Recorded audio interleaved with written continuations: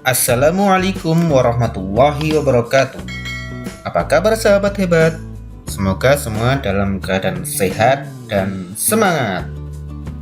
Berjumpa lagi dengan pelajaran bahasa Indonesia.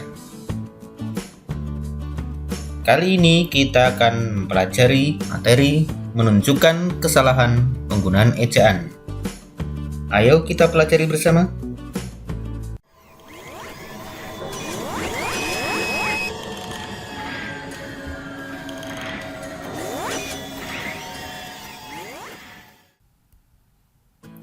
Menunjukkan kesalahan penggunaan ejaan.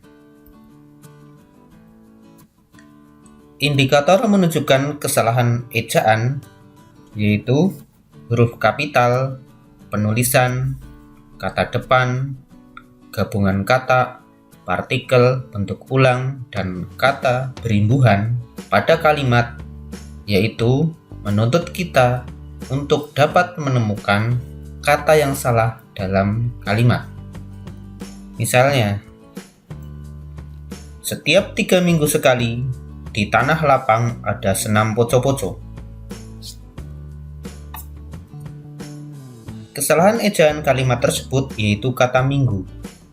Seharusnya diawali huruf kecil karena minggu di sini bukan nama hari, tetapi hanya satuan waktu. 3 minggu itu kan satuan waktu. Tapi jika minggu itu nama hari, maka diawali dengan huruf besar. Nah, di sini 3 minggu itu adalah sebagai satuan waktu, bukan nama hari. Maka di sini menggunakan huruf besar, diawali huruf besar, berarti ada kesalahan. Yang betul adalah ditulis minggu menggunakan diawali huruf kecil. Kemudian untuk penulisan di tanah lapang, seharusnya ditulis di tanah lapang. Kata di itu dipisah karena di sini merupakan kata depan. Baiklah, kita lanjutkan dengan contoh dalam soal ujian. Contoh 1. Dengan terampil petugas membagikan nomor undian setelah mendapatkan izin dari ketua panitia. Kesalahan penggunaan ejaan pada paragraf tersebut adalah A. Terampil, B. Nomor, C. Izin, D. Panitia. Di sini yang ditanyakan adalah kesalahan penggunaan ejaan pada paragraf tersebut. Di sini ejaannya maksudnya adalah penulisannya. Kalau A. Terampil, di sini dengan terampil ini sudah tepat. Nomor, di sini ada membagikan nomor undian juga sudah tepat. Tapi di sini yang C ini izin, ini kurang tepat. Sedangkan D. Panitia sudah tepat. Kita lihat kalau di dalam kamus. Nah, ini di dalam kamus penulisannya itu bukan izin tapi izin. Jadi tidak memakai huruf J di sini, tetapi di sini pakai huruf Z. Yang izin itu sendiri artinya adalah pernyataan mengabulkan atau tiada melarang. Maka dalam soal ini jawaban yang paling tepat adalah izin. Itu harusnya ditulis izin bukan izin. Maka ini yang kesalahannya ada di C, yaitu izin. Kita lanjutkan ke soal nomor 2. Sore itu tampak mendung tebal berwarna putih menggelantung rendah di langit. Sesekali guntur menyambar, kemudian disusul suara halilintar yang menggelegar. Beberapa saat kemudian hujan mulai turun. Semula hanya kecil-kecil, berangsur-angsur hujan turun sangat besar-besar. Hawa dingin perlahan-lahan mulai terasa di kulit. Kesalahan penggunaan kata yang terdapat dalam paragraf adalah di sini kita lihat yang salah ya. Di sini dulu ini yang sore itu tampak mendung tebal berwarna putih. Nah, ini jika mendung tebal seharusnya bukan berwarna putih tetapi berwarna hitam seperti gambar ini ya. Maka di sini putih ini salah. Menggelantung rendah di langit. Sesekali guntur menyambar. Nah, ini ada guntur ya. Kesalahan penggunaan kata yang terdapat dalam paragraf ini sudah ketemu satu putih. Kemudian guntur. Di sini guntur artinya suara menggelegar di udara yang disebabkan oleh halilintar atau disebut juga guruh. Nah, tetapi di sini sesekali guntur menyambar, berarti ya yang menyambar itu harusnya bukan guntur tetapi halilintar atau kilat. Kan di sini guntur, penggunaan kata guntur tidak tepat atau salah. Kemudian disusul suara halilintar yang menggelegar. Nah, di sini juga halilintar menggelegar. Harusnya yang menggelegar adalah guntur. Maka di sini halilintar penulisannya juga salah. Di sini halilintar artinya adalah cahaya yang berkelebat dengan cepat di langit atau kilat, atau disebut juga mata petir. Ini tidak menggelegar ya. Kemudian di sini beberapa saat kemudian hujan mulai turun. Semula hanya kecil-kecil. Kecil-kecil di sini juga tidak tepat. Seharusnya adalah rintik-rintik. Berangsur-angsur hujan turun sangat besar-besar. Nah, ini juga tidak tepat. Harusnya sangat deras. Jadi ini kesalahan di sini ada putih, guntur, halilintar, kecil-kecil dan besar-besar. Ini penulisannya tidak tepat. Maka kesalahan penggunaan kata yang terdapat dalam paragraf tersebut adalah D di sini ya. Kita lanjutkan ke contoh soal ketiga. Kak Tinta tinggal di perumahan Gria Astri. Perumahan tersebut berada di daerah dataran tinggi, Kebun Teh Khatulistiwa, terletak tidak jauh dari perumahan. Kebun teh tersebut milik Pak Subrata, paman Kak Tinta. Kesalahan penggunaan huruf kapital terdapat pada kalimat. Oh yang A ini Kak Tinta, ini sudah betul karena nama orang.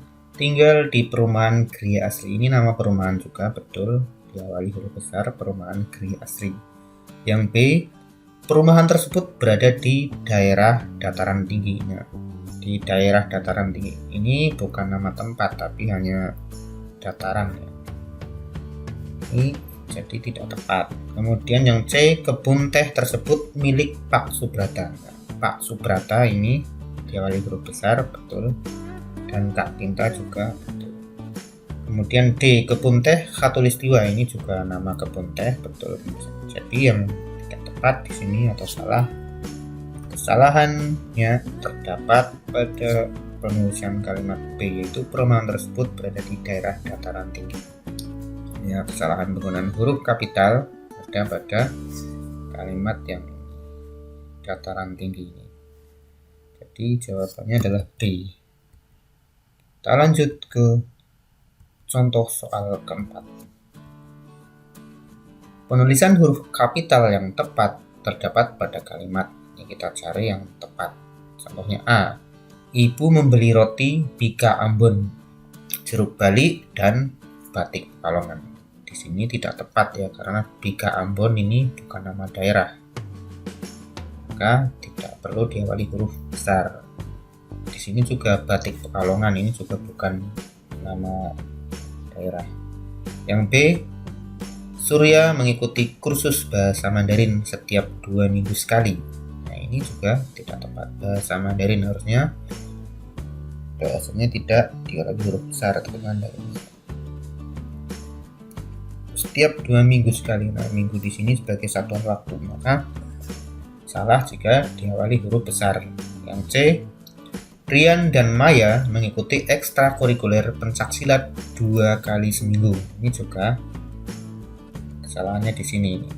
Seminggu di sini karena ada 2 kali seminggu adalah sebagai satuan waktu, maka tidak tepat jika diawali dengan huruf besar. Kemudian yang D, pada tahun ini Anita tidak dapat mengunjungi neneknya di Kota Malang. Anita di sini nama orang dan Kota Malang ini adalah nama geografi atau nama tempat, yaitu Kota Malang. Maka yang tepat adalah ini D. Jadi penulisan huruf kapital yang tepat terdapat pada kalimat D, yaitu pada tahun ini Anita tidak dapat mengunjungi neneknya di Kota Malang. Jadi jawabannya adalah D. Kemudian lanjut ke contoh soal kelima. Perhatikan kalimat-kalimat berikut. 1. Pisang Ambon bukanlah pisang yang berasal dari Ambon. 2. Di Kalimantan terdapat suku Dayak yang masih memegang teguh budaya leluhurnya. 3. Orang dari Timur Tengah itu pandai menggunakan bahasa Jawa. 4. Taman itu ditanami bunga mawar, melati, dan tulip. Di sini yang ditanyakan kalimat yang menggunakan huruf kapital dengan tepat adalah kalimat nomor. Kalau A nomor 1 dan 2. Nomor 1 ini pisang Ambon bukanlah pisang yang berasal dari Ambon. Ini Ambon sebagai nama tempat, itu Ambon, kota Ambon, maka ini tepat. Tapi kalau nomor 2, di Kalimantan terdapat suku Dayak. Nah, suku Dayak ini harusnya penulisan sukunya tidak memakai huruf besar, maka ini tidak tepat. Jadi jelas jawaban A salah karena yang kedua ini tidak tepat. Kemudian kalau jawaban B 1 dan 4. Ini 4. Taman itu ditanami bunga mawar, melati, dan tulip. Nah, ini kalimat ini diawali dengan huruf besar, maka ini tepat. Sedangkan yang 3 yaitu orang dari Timur Tengah itu pandai menggunakan bahasa Jawa. Bahasa Jawa di sini harusnya bahasanya tidak memakai huruf besar, hanya Jawanya saja. Maka jelas yang ada huruf 3-nya yaitu B dan C adalah salah. Maka di sini kalimat yang menggunakan huruf kapital dengan tepat adalah kalimat ini nomor 1 dan 4. Maka jawabannya adalah D. Demikian yang dapat saya sampaikan. Mudah-mudahan bermanfaat dan dapat dipahami. Semangat belajar dan semoga sukses selalu. Terima kasih atas perhatiannya. Sekian. Jangan lupa untuk dukung channel ini dengan cara like, subscribe, dan share video ini agar lebih bermanfaat. Semoga sukses untuk anak-anak semua dan mendapatkan pahala dengan berbagi video. Terima kasih atas perhatiannya. Assalamualaikum warahmatullahi wabarakatuh.